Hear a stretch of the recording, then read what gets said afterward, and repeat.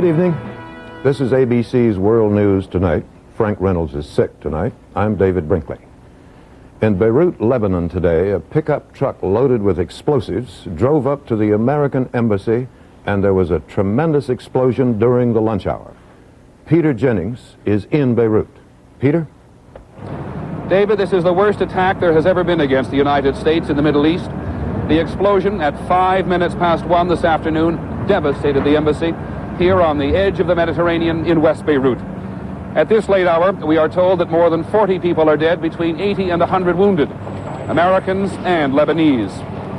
Tonight, the Marines and the Lebanese are still searching for survivors, still trying to extricate bodies. An Islamic group calling itself Islamic Jihad, which means holy war, claims to have planted the explosive. The group, which says it has attacked the multinational force here before, of which little is known or understood, is believed to be pro-Iranian. Its aim today, so it said, to end American occupation of Lebanon. With me here in Beirut is ABC's Mike McCourt. The embassy was reduced to a flaming shambles by the bomb, which, according to Lebanese police, was apparently packed in a pickup truck carrying false diplomatic license plates. The truck was reportedly allowed into a car park underneath the embassy building, where it exploded with a force that shook Beirut for blocks around. Within minutes, rescue workers were swarming onto the embassy property. President Reagan's special Middle East envoy, Philip Habib, and his deputy, Morris Draper, were not in the building at the time. They are safe.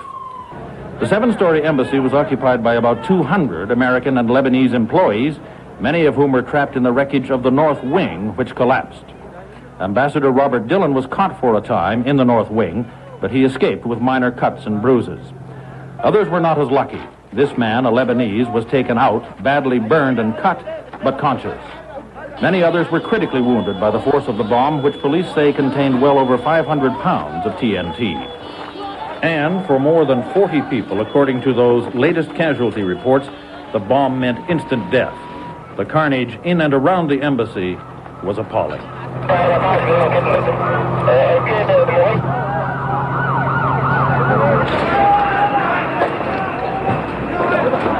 A dozen ambulances took the wounded to various Beirut hospitals. And as the casualty total increased, doctors in at least one hospital were forced to give emergency surgery in the lobby because there was no room anywhere else. Other victims were airlifted by helicopter to American and French hospital ships anchored in the port of Beirut. By tonight, the embassy had been totally sealed off. Rescuers were continuing their search for more victims who might still be alive under tons of collapsed cement, and for more bodies. Mike McCourt, ABC News, in Beirut. This is Steve Shepard. President Reagan first learned of the Beirut bombing from an early morning television news broadcast. A few hours later, in a Rose Garden ceremony honoring Peace Corps volunteers, he made clear his anger. As you know, our embassy in Beirut was the target this morning of a vicious terrorist bombing. This cowardly act has claimed a number of killed and wounded. The president said Lebanese President Gemayel had called him personally to offer his sorrow and condolences and to ask that the U.S. continue its peacekeeping efforts in Lebanon. Mr. Reagan said the U.S. would. This criminal attack on a diplomatic establishment will not deter us from our goals of peace in the region. We will do what we know to be right. There are those on Capitol Hill, however, who believe this kind of incident is bound to happen as long as U.S. peacekeeping forces are stationed in Lebanon. But we're not helping one bit, risking the lives of American Marines serving over there trying to keep peace when they've got a bunch of jackasses who want to kill each other. But even supporters of administration policy in Lebanon will want to know if somehow this tragedy could have been prevented. The U.S. Embassy in Beirut is a prime target for terrorists and has been hit with less devastating attacks many times in the recent past. Steve Shepard, ABC News, the White House. One other grim note from here in Beirut. It comes as no surprise to people in this region that once again the United States has been the target of violence. It's a reminder that America's behavior in the Middle East has enormous implications. During Lebanon's civil war, the U.S. ambassador here, Francis Malloy, was murdered, his killers never found. The embassy has been a target for snipers and rockets for many years. Ironically, during that civil war, the embassy was protected without any publicity by the Palestine Liberation Organization. There are governments in the Middle East which believe America's presence, especially the military one in Lebanon, is part of a grand design to extend American influence, posing especially, they believe, a threat to Soviet influence in Syria. There are even more people in the Arab world who see the United States only as Israel's guarantor, a nation which talks about wanting peace, but in their view won't exert pressure on Israel to get an overall settlement. And then there are any number of groups in this region who believe in perpetual instability until at least their point of view prevails. Beirut has always been the battleground for these competing ideologies, like a similar explosion here 7 months ago, which killed the Lebanese president Bashir Gemayel. We may never be exactly sure of who did it and what specifically they had in mind. David? Coming along, more on the talk, the charges, the denials of drug use in the U.S. Congress. Workfare, people on welfare made to work, is either a success or a failure, or both. And the Boston Marathon, 6,000 people out running 26 miles in the cold. This is World News Tonight with Frank Reynolds in Washington, Max Robinson in Chicago, Peter Jennings at the American Embassy in Beirut. World News Tonight, brought to you by Primatene Mist and Tablets. When bronchial asthma strikes, take Primatene Mist. Seconds count. Primatene, the fastest type relief known for occasional attacks, restores free breathing in as fast as 15 seconds. Or to keep breathing freely for hours, Primatene tablets. In the lungs, Primatene opens clogged breathing tubes, relaxes bronchial spasms, restores free breathing. Primatene Mist, the fastest type relief known. Primatene tablets contains the asthma reliever doctors recommend most. The Buick Skyhawk. It lives up to its name. Hawks are known for power, for precise control, for a form that conquers the air with ease. Skyhawk. It shares something else with other Hawks, a spirit of freedom unsurpassed by any other car anywhere. The Buick Skyhawk with electronic fuel-injected power, front-wheel drive. And now get 9.9 annual percentage rate financing on any new Skyhawk at your participating Buick dealer.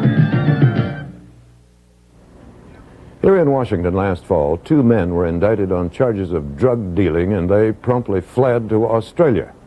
Their indictments set off an investigation into the talk and charges and rumors of drug use by members of the U.S. Congress.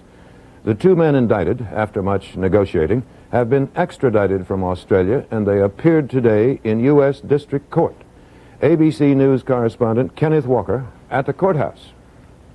Douglas Marshall, a former Capitol Hill page. It was his arrest a year ago, along with his partner Troy Todd, that first sparked the investigation of drug use by members of Congress. Since then, 2 sitting Democrats, Charles Wilson of Texas and Ronald Dellums of California, as well as former Representative Barry Goldwater Jr., have been implicated. Today in court, prosecutor Dan Bernstein traced Todd and Marshall's travels during the last year to over 3 continents, to Europe, the Far East, and finally to Australia. Once there, Bernstein said, they assumed the identities of 2 dead men, clearly never intending to return to the U.S. to face trial. He asked U.S. District Judge Thomas Hogan to set bail at $1.5 million for each. Marshall's lawyer, Jonathan Shapiro, objected and claimed that the 2 men were on their way back to surrender to authorities in Washington when they were extradited.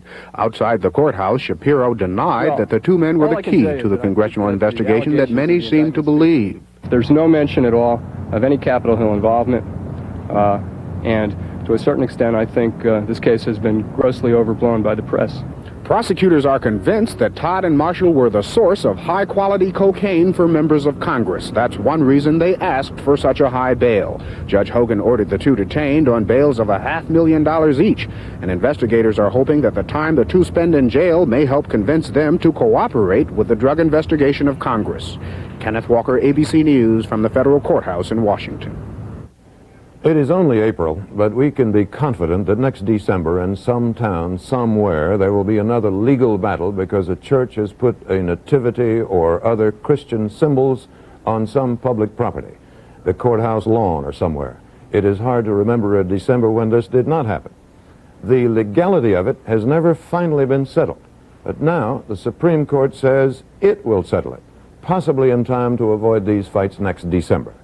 The court also agreed to settle a number of other difficult questions, as ABC News correspondent Tim O'Brien reports. When Boston ran into financial trouble and had to lay off firemen and policemen, a federal judge threw out the city's seniority rule in order to preserve recent gains in affirmative action. The practical effect, some blacks with as little as 1 year on the job would be retained, while some whites, like Pat Monroe, a 9-year veteran, were let go. I had a wife and 4 children. I mean, my big thing was the security of my children. Now I have no security. The justices have previously upheld the principle of affirmative action, but they gave few clues how they would vote in this case, where instead of being asked to make jobs for minorities who don't have them, they're being asked to take them away from whites who do. The justices also reviewed a Minnesota law today in a case that could clear the way for a national tuition tax credit. Minnesota allows parents to deduct up to $700 for private school tuition, transportation, and books, even though 95% of the private schools in the state are affiliated with some church. The deduction is being challenged as a violation of separation of church and state. The Reagan administration is urging the court to allow the deduction, noting it, too, is pushing a federal tuition tax credit that could be affected by the court's decision. Several of the justices appeared supportive of the idea. Chief Justice Berger, for example, noting that some preferential treatment for churches has always been allowed. And Justice Powell, a former school board president, noting that private schools save the public schools money. No decision from the court in either case expected before June. Tim O'Brien, ABC News, Washington.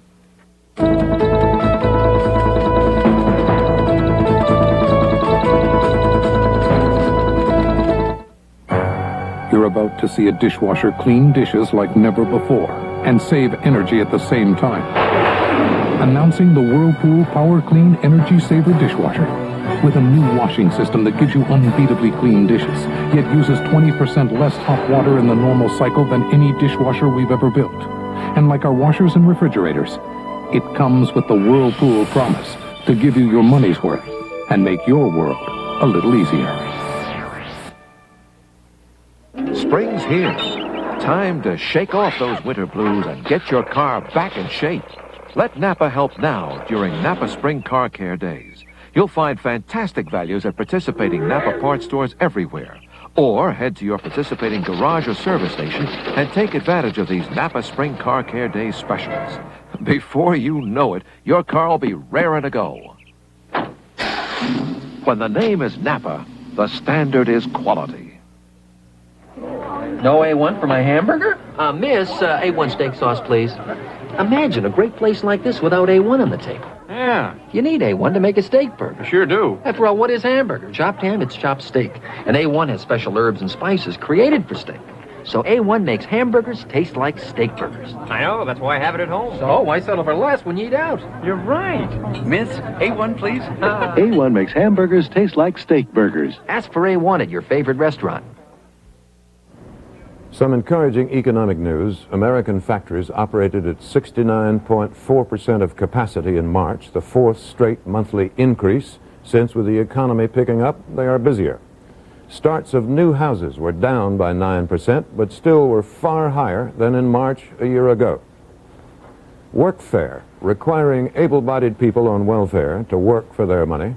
It has been tried in a number of places. The results seem to be mixed, and there is much controversy about it, as in Georgia, where it is being tried now, as ABC News correspondent Rebecca Chase reports from Blue Ridge, Georgia.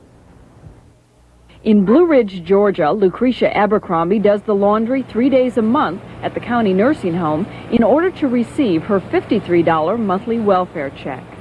I'd rather be working for what I get than have you tell me.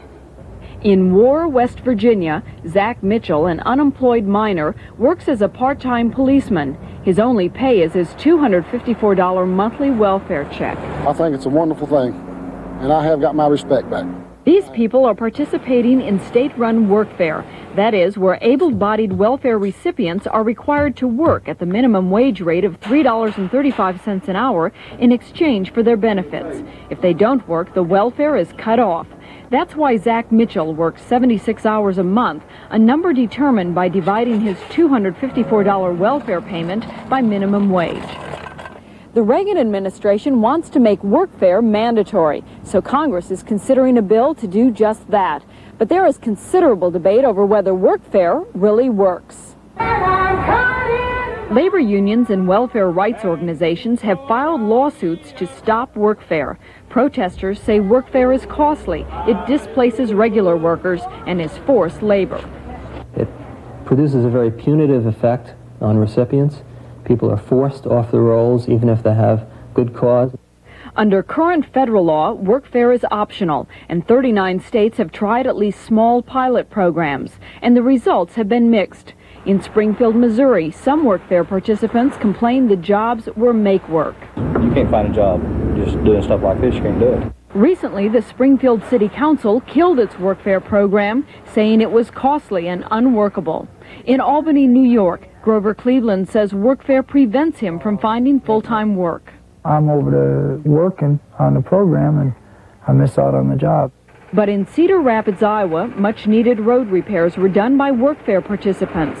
In West Virginia, 1,600 of the 6,500 in the workfare program have found permanent positions. And then there are those for whom workfare has meant a new sense of self-esteem. See, I didn't think that I could do anything like this, but I see that I can. The Reagan administration claims mandatory workfare will reduce the welfare and food stamp rolls because those in the program will find permanent jobs, and those who refuse to work will be dropped. The estimated savings to the federal government will be $365 million. We know what we're doing because of the pilot projects that have been conducted, and it's time to get workfare underway. But when the General Accounting Office asked if workfare works by evaluating the pilot programs, its answer in two different studies was results not conclusive. Administrative problems continue. So despite individual success stories, it is not expected that Congress will share the administration's enthusiasm to require work for welfare. Rebecca Chase, ABC News, Blue Ridge, Georgia. If this is spring, it's a mess. It is still cold, snowing up to 2 feet in New England, rain, floods. And in Utah, a wall of mud slid down a hillside into a river, choked it up, and near the town of Thistle, the river suddenly turned into a lake 3 miles long. 50 or more people had to get out of their houses.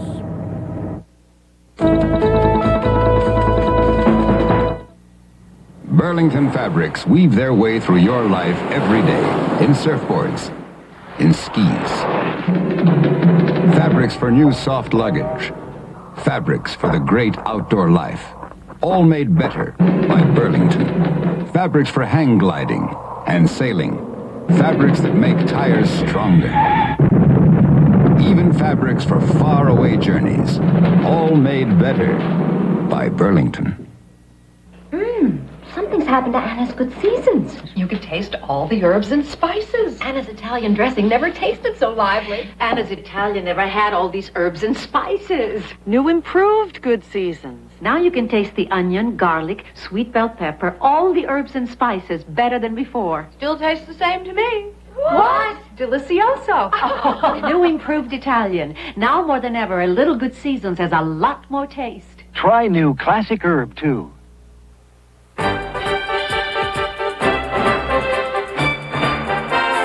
There's a lot you can have with a new Subaru station wagon, like great mileage, front-wheel drive, or on-demand four-wheel drive, power windows, tilt steering wheel, power steering. In fact, it's so packed with value that our station wagon can be a very involving experience. Subaru, inexpensive and built to stay that way. We'd like to give you a quick demonstration of the IBM Display Writer office system. It lets you type, edit, and file electronically. It points out misspelled words and the correct alternatives. It can be used as a computer, and it can send information to whoever needs it. The IBM Display Writer helps you get your job done so quickly, it helps you look good. Senator Ernest Hollings of South Carolina is tall, white-haired, shoulders back, chin up, a bit of a southern accent, and now in addition to all of that, he is a candidate for president. He announced today. Here's ABC News correspondent Sander Van Hooker. So now there are 5. Hollings joins Askew, Cranston, Hart, and Mondale. On Thursday, Glenn will make it 6. Hollings, former governor of South Carolina, 4 times elected to the Senate, where he is a power broker, is rated a dark horse. But in his own campaign literature, he takes pride in being known as the thinking man's dark horse, with appeal to opinion makers as diverse as the Christian Science Monitor and Rolling Stone. In his declaration of candidacy, Hollings took on both Ronald Reagan and his own party. The Democratic Party lost the 1980 election because we lost the faith of the American people. Every time a special interest appeared, we responded. And every time a problem arose, we had but a single solution: spend more money. Taking on some of the cherished interests of your own party is a high-risk strategy. Mondale's strategy is based on the party's traditional special interest groups, such as labor and blacks. Glenn is running, whether he likes it or not, as a Democratic Eisenhower. Hart as the first new generational Democratic leader since John F. Kennedy. Cranston as the nuclear negotiations champion. Askew as an opponent of protectionism. The Hollings strategy seems based on raising a battle cry that is general, wholesale, best suited for a national election. But the past 20-odd years suggest that those who win state primaries do so because they practice retail rather than wholesale politics. Sander Van Oker, ABC News, Washington. ABC News' Marilyn Berger has learned the U.S. government has demanded the Cuban mission at the United Nations send home 2 of its diplomats. It is said one of them was trying to recruit Cuban agents in this country. The Polish government will not leave Lech Walesa alone. They picked him up again today, questioned him for 9 hours, and then let him go. Until the next time.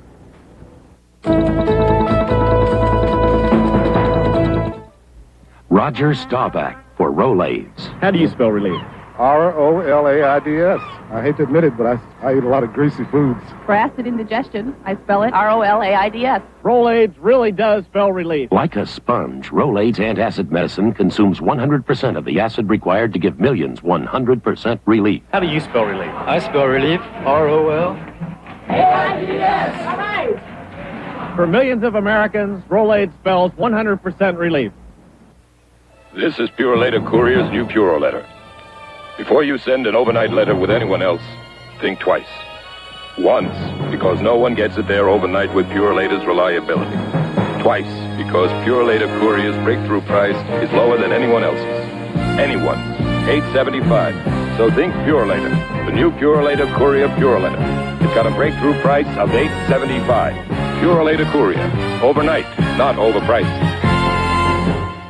When America wanted a high-mileage radial that could track through rain and snow, Goodyear came through with Arriva. I've got Goodyear. I'm riding on number 1. Arriva, the all-season radial. One good reason why Goodyear outsells all the foreign radials combined. I've got Goodyear. I'm riding on number 1. I've got Goodyear. I'm riding on number 1. Today, the 67th Pulitzer Prizes, among the most coveted awards in print journalism and the arts. The Washington Post and the New York Times each won 2, one of them jointly for their coverage of the Israeli invasion of Lebanon. Russell Baker, the Times columnist, for his autobiography. Alice Walker, the first black woman to win a Pulitzer for her novel The Color Purple. And photography, Bill Foley of the Associated Press for his pictures of the victims and survivors in the massacre in Beirut. In Boston, 6,000 people turned out for the pleasure and pain of running 26 miles in the marathon. It was cool in the 40s, and the runners had a tailwind. The winner, Greg Meyer. He said he won because of his textbook preparation for the race. The winner among the women runners, Joan Benoit, who set a new record. ABC News correspondent Ray Gandalf in Boston has been talking to 2 of today's runners who, when they're not running, work as ministers of the gospel. Reverend John Lodwick, tall, gangly, 29 years old, finished 3rd in last year's Boston Marathon. Reverend Jeff Wells, 28, shorter, slightly built, finished 2nd in 1978, but has not run in Boston since then because of injuries. Training for this year's Boston Marathon, these world-class competitors and ministers of the gospel ran more than 100 miles a week. Both are graduates of Rice University. Both will become fathers this spring, Lodwick for the second time. Both will try out for the U.S. Olympic team, hoping to emulate Eric Liddell, the Scottish missionary and hero of Chariots of Fire, who won a gold medal in the 400-meter run in Paris in 1924. Jenny, I believe God made me for a purpose. But He also made me fast. And when I run, I feel His pleasure. His sister was trying to convince him to go to China, and he wanted to stay and run the Olympics because, as he said, when he runs, he can feel God's pleasure. And I know I felt that a lot, and John has felt that. Then will come about the saying that is written, death is swallowed up in victory. O death, where is your victory? O death, where is your sting? Lodwick and Wells are associate pastors at Calvary Baptist Church in Eugene, Oregon.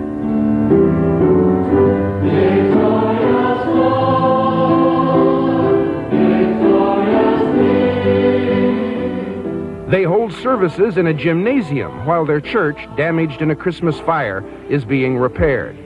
Like the Scotsmen in Chariots of Fire, Wells and Lodwick are sustained in their running by their faith. Pasta, come on! They hunger for success on the track.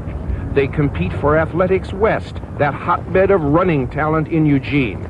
But running for them is not everything, certainly not the only thing.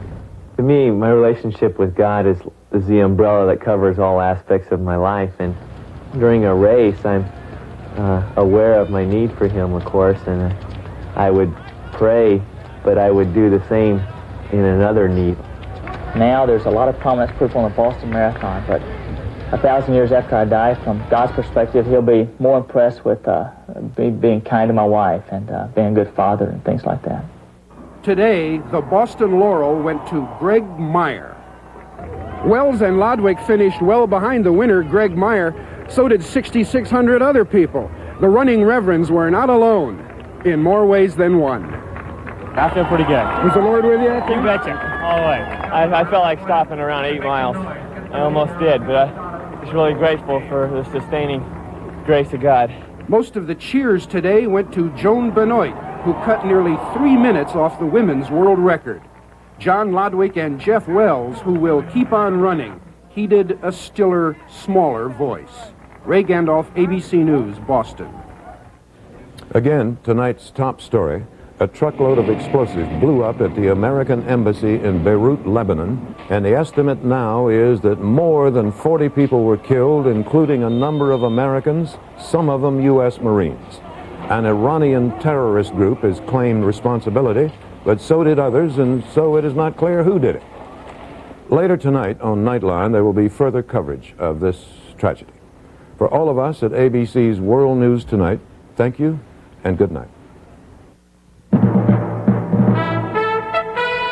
From ABC, this has been World News Tonight. Monday on That's Incredible, meet the one and only Reading Duck. Then, Ellen Burstyn is the woman who crosses the line between life and death. I saw it. It's beautiful. Now, no one she touches will ever be the same. Resurrection.